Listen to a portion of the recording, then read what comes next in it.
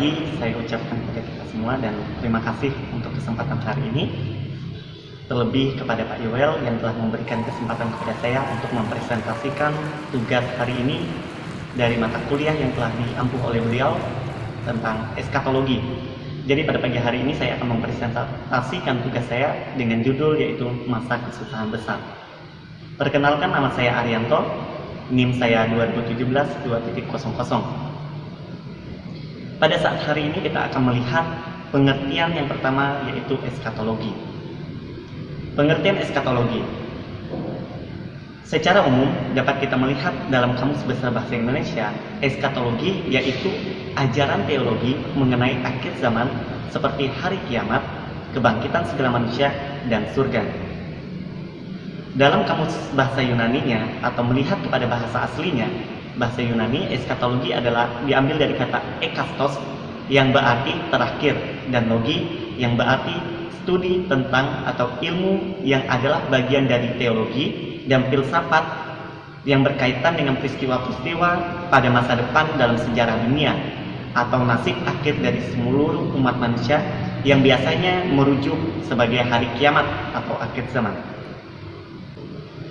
Kita melihat sebutan untuk masa ini. Yang pertama, hari Tuhan dalam Yesaya pasal 2 ayat 12. Yang kedua, dalam Yesaya pasal 26 ayat 20 disebut dengan amarah. Yang ketiga, Yesaya pasal 34 ayat 8 menyebutnya dengan hari pembalasan Allah. Yang keempat, dalam Yeremia pasal yang ke-30 ayat yang ke-7 disebut dengan waktu kesusahan bagi Yakub. Yang kelima, dalam Daniel pasal 2 ayat 1 disebut dengan sayap kekejian. Yang keenam, dalam Daniel pasal 12 ayat 1 disebut dengan waktu kesesakan yang besar.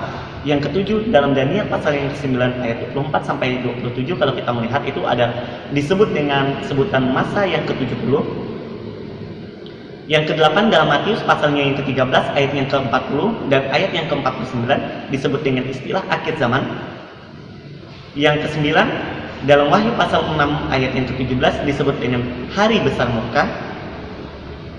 Yang ke-10, dalam Wahyu pasal yang ke-14 ayat yang ke-7 disebut dengan saat penghakimannya. Dan yang ke-11, dalam Matius pasal 24 ayat 21 dan 29 disebut dengan masa siksaan. Jadi itu untuk sebutan dalam masa ini. Selanjutnya kita akan melihat pengertian kesusahan besar. Dalam eskatologi Kristen, kesusahan besar dari bahasa Yunani yaitu tihiptis mekle, dengan pengertian sebuah masa yang disebutkan oleh Yesus dalam khotbah di atas Bukit Zaitun sebagai tanda yang akan terjadi pada akhir zaman dalam Matius pasal yang ke-5 sampai yang ke-7. Dalam Wahyu pasal yang ke-7 ayat yang ke-14, masa kesusahan besar ini disebut dalam bahasa Yunani yang diartikan menjadi arti kesusahan akan hal yang besar. Ini juga dipakai untuk mengindikasikan masa yang disebutkan oleh Yesus dalam Injil Matius pasal yang ke-24 ayat yang ke-21 sampai ayat yang ke-29 memakai kata siksaan. Kita akan melihat tujuan dari masa kesusahan besar. Yang pertama, untuk menuai hasil dari apa yang sudah ditabur sepanjang zaman oleh Allah, iblis, dan manusia. Yang kedua, untuk membuktikan kepalsuan pernyataan iblis. Yang ketiga, untuk mempersiapkan kumpulan besar orang-orang dalam Kristus untuk masuk surga dalam Wahyu pasal yang ke-7 ayat yang ke-9 dan ayat yang ke-14. Yang keempat, untuk mempersiapkan kumpulan besar orang banyak masih hidup untuk menghadapi masa 1000 tahun. Yang kelima, untuk menghukum orang-orang bukan Yahudi atau orang-orang kafir. Yang keenam, untuk membersihkan Israel.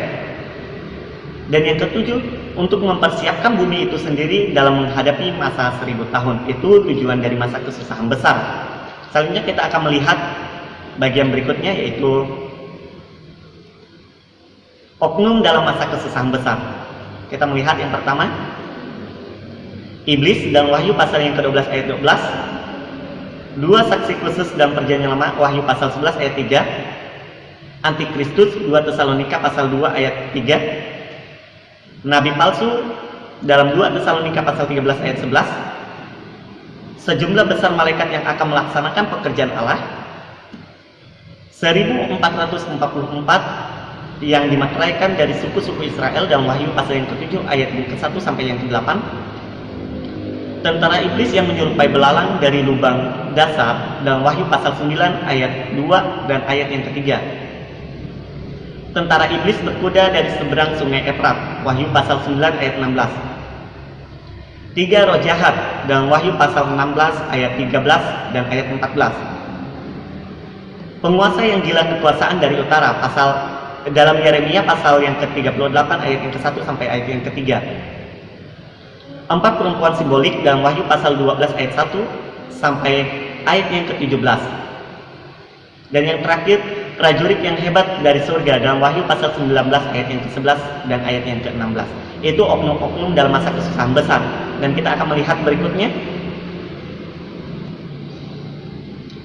Secara umum masa kesusahan besar itu dibagi dalam 3 bagian. Yang pertama kita akan melihat, yang pertama itu di dalamnya terdapat berbagai peristiwa, antara lain seperti pencurahan hukuman dari 6 meterai pertama dalam Wahyu pasal 6 ayat yang ke-1 sampai yang ke-17, pembangunan kembali bait suci yang ketiga, dan beberapa peristiwa yang lainnya.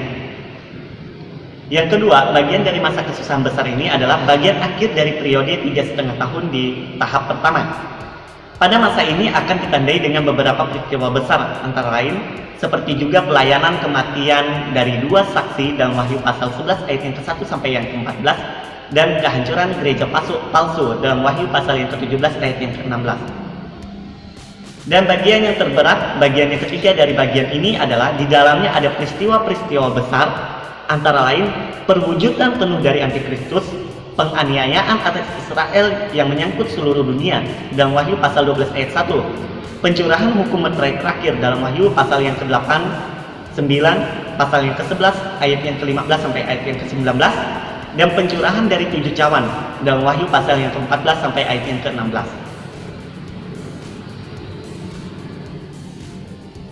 Nah, kita sudah melihat masa kesusahan besar tadi. Kita sudah melihat dari pengertiannya, kita sudah melihat oknum-oknum yang ada di dalamnya, kita sudah melihat bagian dari masa kesusahan besar itu sendiri. Dan pada bagian akhir ini kita melihat kesimpulannya bahwa masa kesusahan besar adalah masa di mana kita gerejanya pada akhirnya mengalami yang namanya pengangkatan atau rapture sebelumnya, dan bersama-sama dengan Kristus dalam kemuliaannya bertemu di awan-awan.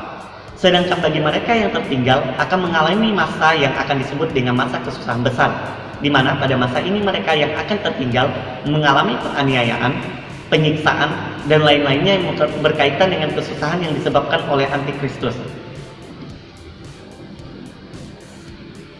Pada masa ini juga, masa di mana antara hidup dan mati akan sulit ditemukan karena tekanan akan siksaan dari antikristus yang kejam. Selain itu, pada masa ini juga kita akan melihat bagaimana akhirnya kekuasaan itu akan berakhir dengan adanya pembalasan dari Allah pada mereka yang hidup mengikuti jalan yang salah. Selanjutnya kita akan melihat saran. Pada akhirnya kita mengetahui bagaimana tiap-tiap hal yang ada di dalam dunia ini akan mengalami yang namanya kesia-siaan. Seperti yang dikatakan dalam Alkitab, segala sesuatunya adalah kesia-siaan. Alkitab dengan berterus terang mengabarkan kepada kita bagaimana pada akhirnya dari segala yang ada di dunia ini akan mengalami yang namanya kehancuran. Memang di zaman sekarang ini kita melihat, menikmati apa yang telah dunia berikan kepada kita. Tetapi perlu kita sadari bahwa segala sesuatunya pada akhirnya akan dipertanggungjawabkan kita di hadapan yang Maha Kuasa. Untuk itu seharusnya kita menyadari segalanya untuk merubah kehidupan kita yang sekarang ini sebelum semuanya terlambat. Bertobatlah, berikan diri kita sepenuhnya menjadi milik Kristus, sehingga pada masanya nanti kita akan hidup dalam kekekalan yang abadi bersama dengan gereja-gereja lainnya dalam kemuliaan kerajaan sorga, di mana Yesus berada di sana pun kita akan berada. Demikian untuk presentasi hari ini. Saya mengucapkan banyak terima kasih untuk kita semua. Saya ucapkan shalom.